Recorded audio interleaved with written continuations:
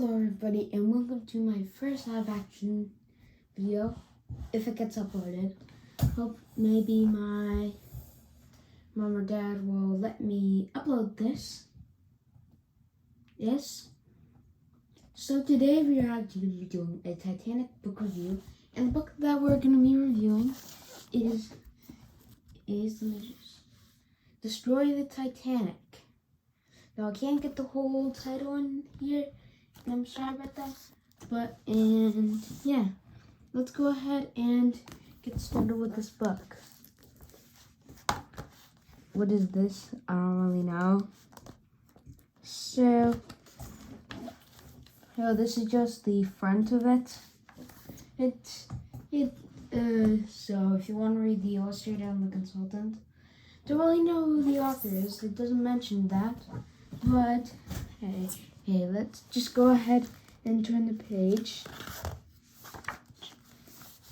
Alright, so this is kind of an expository page. Let's go ahead and read this part. So this part is called The Ship of Dreams. I think this book has a little bit of mini chapters. Let me go back to the content page real quick. Yes, so as you can see, it has like mini chapters here in the table of contents. I also hope you guys enjoy this book video. So anyways, I'm also going to do a read aloud of this book. Look, so that we can read it. Okay, so firstly, The Ship of Dreams. In the late 1800s and early 1900s, millions of people immigrated from Europe to North America. The only way to cross the Atlantic Ocean is by ship, and two of the biggest shipping companies are Cunard and the White Star Line. Cunard now has the fastest ships. So the White Star Line has decided to build new ships that are the biggest, most luxurious in the world. First, the Olympic, and second is ship, the Titanic. Right, so basically this is just an explanatory to like the immigration stuff for third-class passengers. But I'm going to read it anyways. Welcome to America. For most passengers, the journey to America is a one-way trip to escape poverty or oppression in Europe and start a new life. In New York Harbor, immigrants are welcomed by the Statue of Liberty, a symbol of freedom and hope. Between 1900 and 1914, more than 12 million people immigrated this way. Now, I don't know much about the immigration thing as a whole, but it's okay. Hey, now here are the characters. I already know all of them, but I'm gonna move around. So if you want to read all of them, you can just pause. So, anyways, the mighty Titanic. The Titanic is true. Wait, hold on. Let's put this part.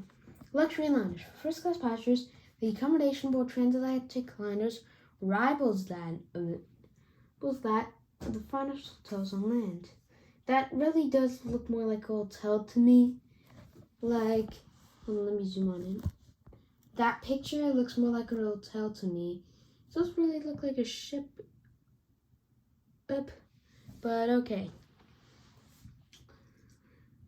No expenses spared, and every detail has been thought of.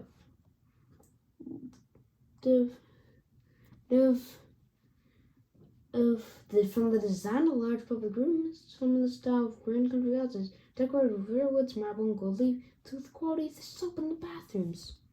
Okay, that's pretty much it for this page. Now I'm going to go ahead and turn the page. Alright, now we're actually getting into the Titanic stuff. Let's go and see. Grand designs. Olympian Titanic are the big idea of Lord William Peary, chairman of the Belfast Shipyard, Harland Wolff, and Justin Bruce Ismay, chairman of the White Star Line. Their dreams filled vast luxurious liners that will outshine their rivals. The Olympic is the first of the new liners to be built, and a few months later, on March 31st, 1909, construction on the Titanic begins. So here we can actually go ahead and see one of the posters that White Star Line may have set up. up. So I think that it looks like they're comparing the Titanic's width as height compared to skyscrapers and stuff. So as you can see, the Titanic is basically, if the Titanic was a skyscraper and it was going straight up like that, it would be the tallest building in the world in 1912 apparently. So yeah, that's a little fact for you. I think that would be correct. Let me check. I can't really see it, it's a bit blurry. But hold on, what does it say? It says that they're 862 feet long. Yeah, that's around correct. 882 feet. And over here they talk about the bulkheads. That's pretty much how it worked. Got a little map of the Titanic. Here's the picture of the Olympic class on the slipway. Hey, Harland and Wolff. Yeah, they did use the Harland and Wolff shipyard in Belfast. I know I'm talking about that paragraph over here. Here, they did use it because I think they had to make a deal with another company, but to get some money. But they had to use the company owner's son for the shipyard. So yeah. Anyways, he's already talking about this. So yeah, other ships hit the iceberg head on, and it survived. It's just different circumstances. So this is a little bit of a design and then stuff, just a little bit of the design, just to get a little scale of the Titanic. I like if they describe. Why did they describe G-deck as the lower deck though? I don't think that was ever accounted though. Anyways, here they talk about the Olympic and Hawk collision, which did happen, and Captain Smith was found to be at fault. Also there's this guy with a mustache. But hey, I don't know. So I'm gonna go ahead and turn the page to the first part where apparently it's drawn by a person. Alright, so this is the first official part of the book. The other parts are just explanatory. And now we are in the construction of Titanic. So they're just building her kind of outside.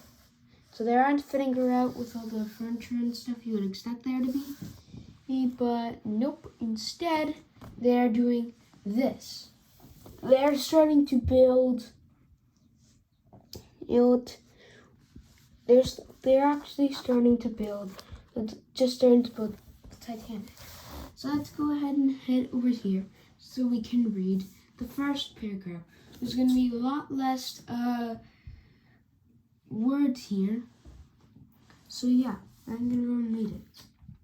At the Harland and Wolff shipyard in Belfast, incorrect far, more than 11,300 people are busy at work on the Titanic. The yard rings with the sound of a hammer and shakes with the thunder of heavy equipment. Work began 2 years ago, and the NTL was almost ready for launch. And it was May 30th, 1911, when the ship was pulled by huge tugs into dry dock and footed out. Alright, now for the most part, I'm not going to read all these other paragraphs, but it seems to be fairly accurate.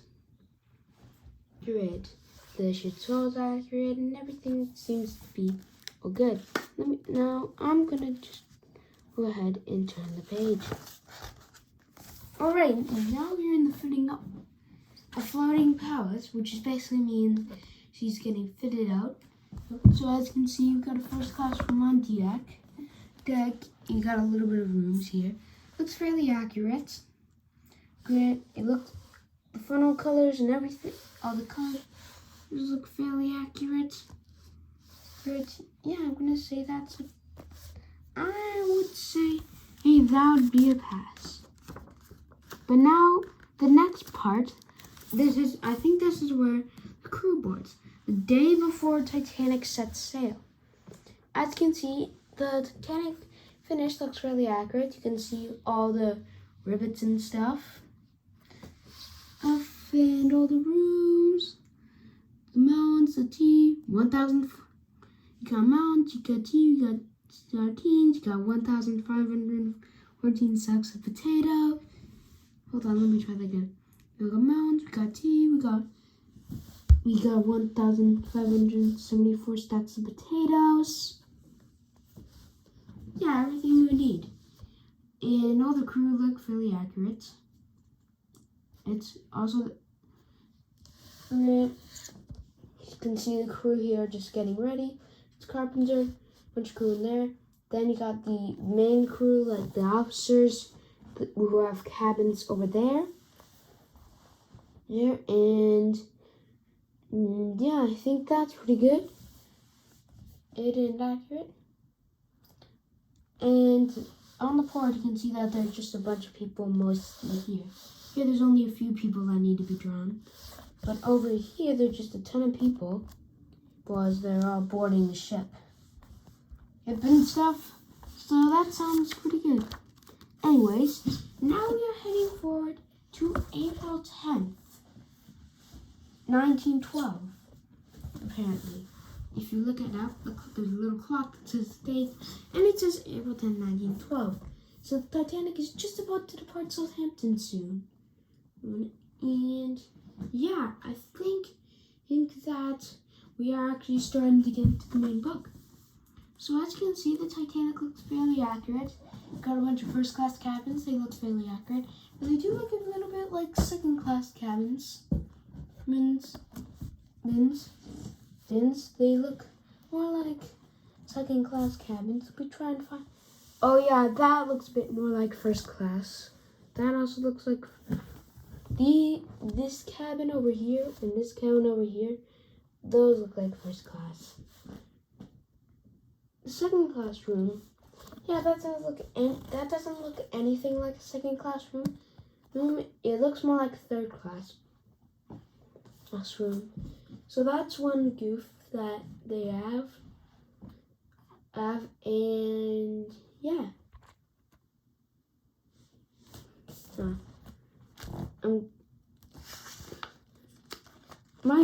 Okay.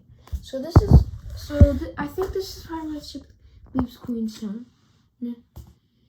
Yep, but she's not too. Yep, as you can see, if I zoom out a little bit, it says the last port of call.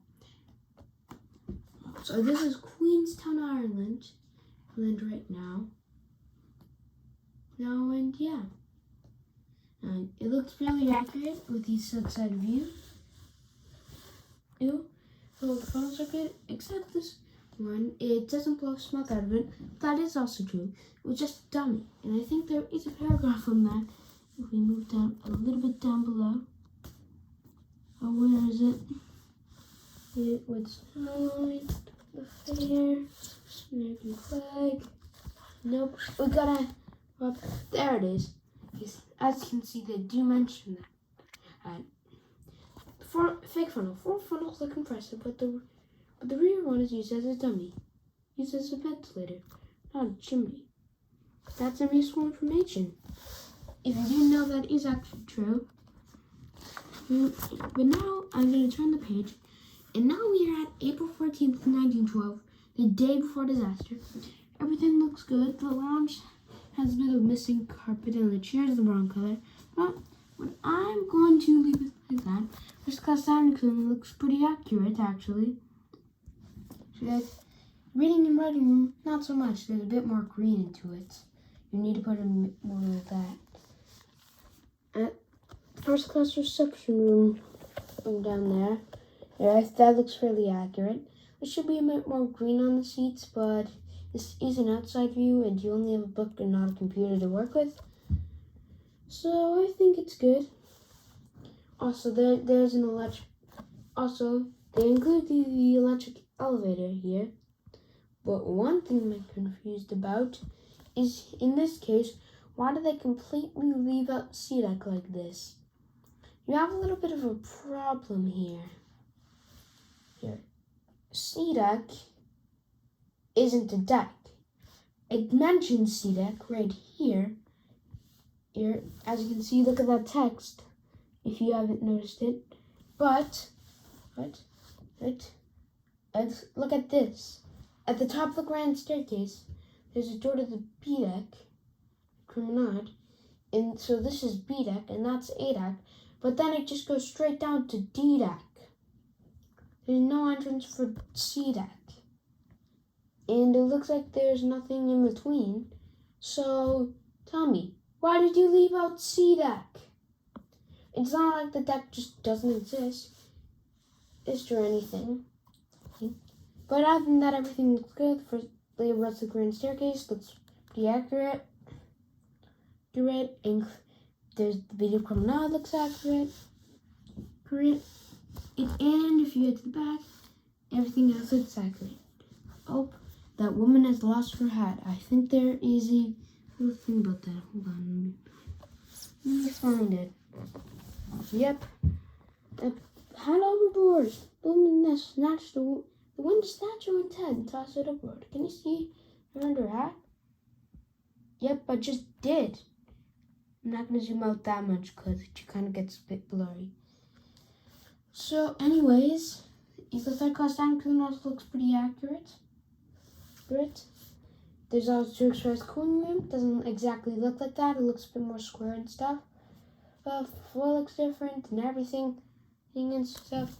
The pool though looks fairly accurate. So yeah. And let's see what the next page has for us. Okay. Alright, so it is currently nighttime, or near nighttime. We're now at the back of the ship. Right there is a second-class dining saloon, which is right near the second-class staircase. And also here, we've got some second-class cabins, which look way too much like third-class cabins. Third-class cabins look way too much not luxurious. And actually, over here looks pretty good though. Oh, and it's pretty standard after that. You got the a la carte restaurant. Does look fairly accurate. Looks fairly accurate. Cafe Parisienne extends a bit too long. Yeah, it definitely extends a way bit long. Okay, I get it. It's really long. Up there's the first class smoking room. Then you've got the Verona Cafe and Palm Court. First class promenade. Everything looks fairly accurate. First class staterooms look accurate.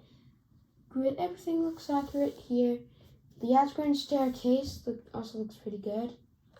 I knew that B deck was kind of looked like a reception. And I knew it was some kind of reception. So it's kind of like a mini dining room. Cafe Parisienne is the dining room, and the reception room is the Grand Circus B deck level. Cool, I never knew that. As you can see, Andrew's cabinet is just behind the grand staircase there. And the first class cabinets look fairly accurate and stuff. And yeah. We're gonna get into the sinking now.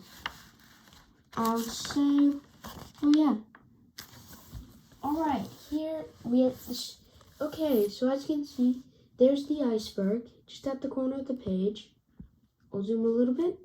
Yeah, there it is. There's a lot of trimmers. You can see the trimmer beds, greasers. The areas look fairly accurate. Fireman's mess, third class. You can see all the cabins. People are asleep.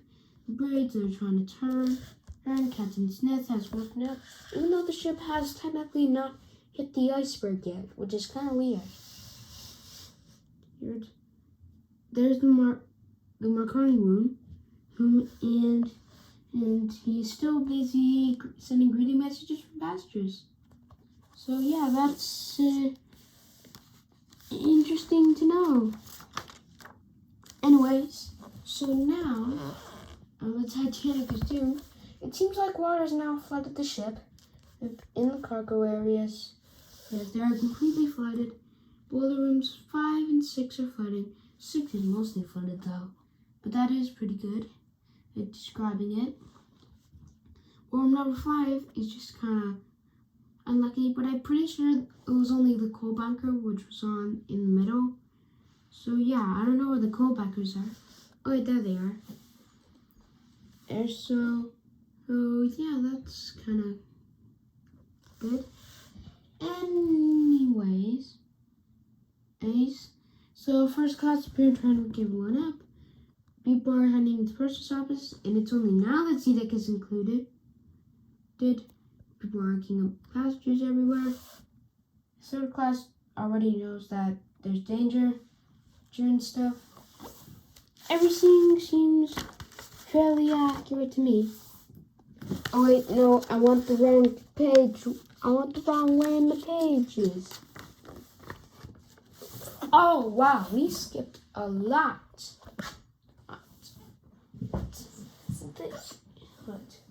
The bows are literally already gone below the water. There. And now basically you can see that everyone is panicking. All these cabins down here are flooded. The reception room is flooding. Many people are trying to escape through it. First class passengers can be deck.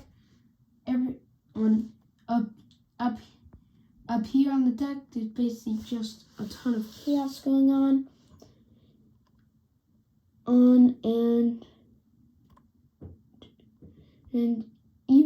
And basically everywhere it is complete chaos. And it seems about right. Even furniture is starting to fall down and stuff. And people are running everywhere. And this is the last page, and I'm gonna review it fully. Hold on. Okay, we got it.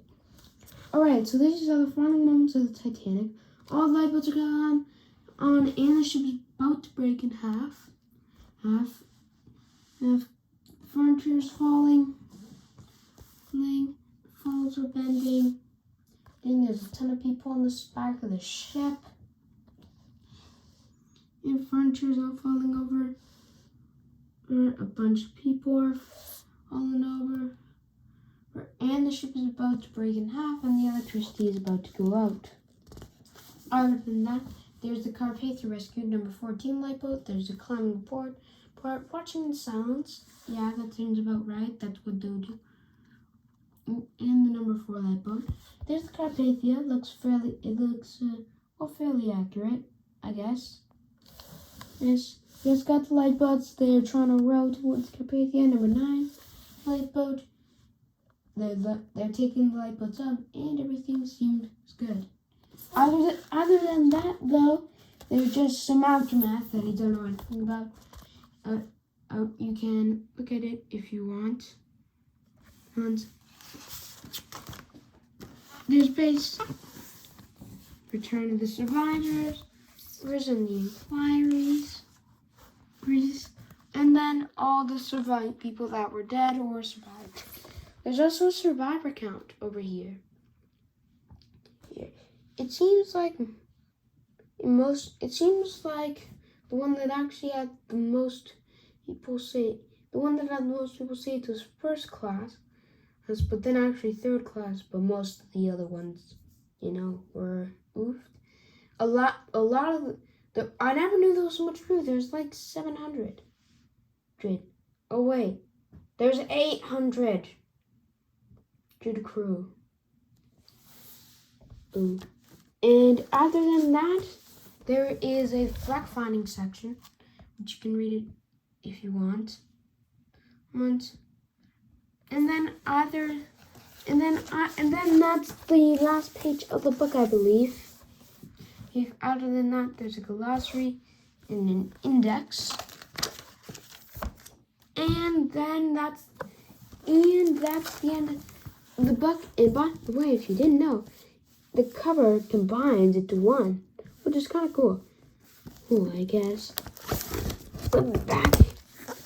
Well, anyways, guys, that is the end of our first book review. Hopefully, if it gets uploaded. And I will see you in the next video. Bye.